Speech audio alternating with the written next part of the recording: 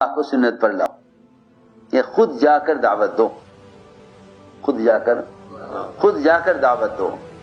دعوت دینے کے لیے خود چل کر جانا صرف یہی سنت ہے۔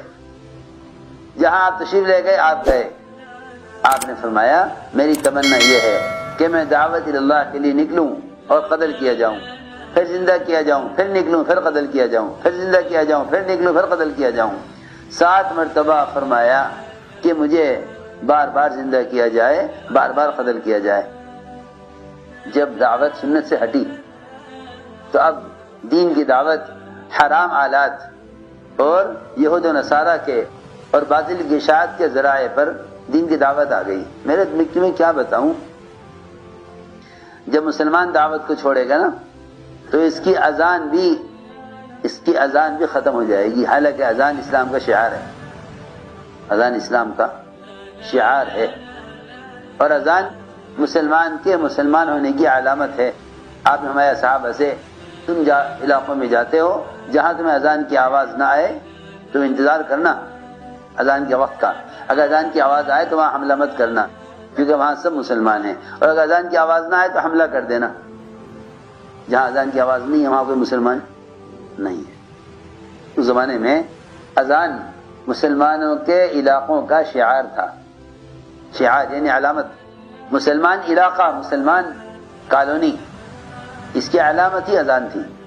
لیکن جب یہ اذان سننے سے ہٹی، کیوں کہ لوگوں کا خیال یہ بھائی آواز ہی تو پہنچانی ہے، سنو میں کیا کہہ رہا، دین کی باتیں ٹیپ کرنا اور انہیں پھیلانا اس کو ثواب سمجھتے ہیں۔ بلکہ اب تو ایک نئی بیماری پیدا ہوئی کہ جہاں بھی کوئی دینی مجلس ہو اس کے فوٹو کھینچ کر پھیلاؤ، حالانکہ اس کا گناہ مستقل الگ ملے گا۔ جتنے بھی دین کے شعبے ہیں، چاہے وہ خانقاہ ہوں یا مدارس ہوں، یا وہ تبلیغ اور دعوت یا تدریس اور مشائخ کی مجلسیں ہوں، وہاں تصاویر کا ہونا یا لینا، خدا کی قسم ایسی مجلسوں میں فرشتے شریک نہیں ہوتے۔ سب کو دھوکہ لگا ہوا ہے، جتنے بھی پڑھے لکھے یا عوام ہیں انہیں سب کو دھوکہ لگا ہوا ہے، سب کو دھوکہ ہے۔ عمل کی استعداد اس لیے نہیں کہ ملائکہ تمہاری مجلسوں میں شریک نہیں، کیونکہ اگر جبرائیل علیہ السلام حضور اکرم صلی اللہ علیہ وسلم کے پاس وحی پہنچانے کے لیے، جبرائیل آپ کے پاس وحی پہنچانے کے لیے نہیں آ سکتے اندر اور باہر ہی کھڑے انتظار کریں، آپ باہر تشریف لائے، فرمایا جبرائیل اندر کیوں نہیں آتے؟ کہا کہ ہم اس گھر میں داخل نہیں ہوتے جس میں تصویر ہوتی ہے۔ نبی کے گھر میں کہاں تصویر؟ جا کے تلاش کیا تو پتہ چلا کہ دروازے کے پر جو پردہ لٹکا ہوا تھا اس پردے پر چھوٹے چھوٹے گھوڑے کی تصویریں بنی ہوئی تھی۔ فوراً حکم دیا نکالو اس کو، پھاڑو اس کو۔ وہ پردہ ہٹا دیا گیا، پھاڑ دیا گیا۔ پھر کہا اب آؤ، کہ نہیں جی ہم ابھی نہیں آ سکتے، کیونکہ جس گھر میں کتا ہوتا ہے اس میں فرشتے داخل نہیں ہو سکتا۔ کتا کہاں بھائی نبی کے گھر میں؟ گھر بھی کوئی ایسا نہیں کہ 10 کمرے، ایک کمرہ، وہ بھی اتنا چھوٹا۔ کتا کہاں ہے ہمارے گھر میں؟ کہیں کتا نہیں، کہ نہیں آپ کو نظر نہیں آ رہا، ہمیں نظر آ رہا ہے۔ تلاش کیا تو چارپائی کے نیچے سے ایک چھوٹا سا پلا کتے کا بچہ وہ نکلا، اسے نکالا، صفائی کی، تب جبرائیل گھر میں آئے۔ سوچو، جس جبرائیل کو آپ کو وحی پہنچانے کے لیے آپ کے پاس آنا ضروری ہے، اگر وہ نہیں آ سکتے تصویر کی وجہ سے، تو اب آپ کو کیا یقین ہے اس بات کا کہ آپ بیٹھے ہیں مجلسوں میں اور فوٹو لے رہے ہیں، اور انہیں اتنا ہی نہیں بلکہ اس کی تبلیغ کرنے کو دین سمجھ رہے ہیں۔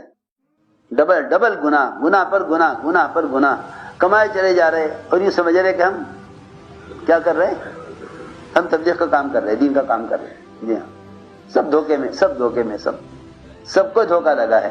کیونکہ میں نے عرض کر دیا کہ جو عمل خلاف سنت ہوگا یا وہ عمل بدعت بنے گا یا وہ عمل کسی بڑے گناہ کا ذریعہ بنے گا، کیونکہ حدیث میں صاف فرمایا کہ اگر تم اتباع سنت پر نہیں ہو تو تم گمراہ ہو جاؤ گے، اتباع سنت پر نہیں ہو تو گمراہ ہو جاؤ گے۔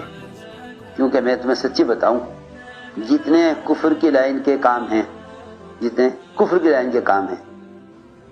بتوں کی پوجا یا کمائی کے حرام نقشے، ان سب میں تو مسلمان یہ سوچ کر ہمت نہیں کرے گا کہ بھئی یہ تو واقعی کفر ہے، لیکن اس سے زیادہ خطرناک چیز یہ ہے کہ آدمی گناہ کے کام کر رہا ہو ثواب سمجھ کر، کیونکہ غلط کو غلط سمجھنے والا تو کبھی اس غلطی کو چھوڑ بھی سکتا ہے، لیکن غلط کو صحیح سمجھنے والا، اس زمانے میں لوگ گناہ کے کام کر رہے ہیں ثواب سمجھ کر، بدعتیں کر رہے ہیں سنت سمجھ کر۔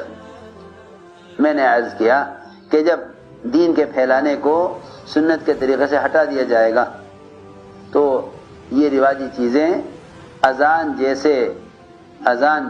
جیسے شعار سے بھی محروم کر دیں گی۔ اگر یہ امت دعوت کو، دین کی باتوں کو پھیلانے کے لیے رواج پر آ گئی، جیسے میں نے عرض کیا تھا کہ اب کوئی مجلس کسی دین کے شعبے کی باقی رہی نہیں جہاں مسلمانوں نے شیطان کو داخل نہ کر دیا ہو۔ یہ تو مسلمانوں کا دھوکہ ہے کہ اسلام کو نقصان غیر مسلم پہنچا رہے، سب سے بڑا دھوکہ لگا۔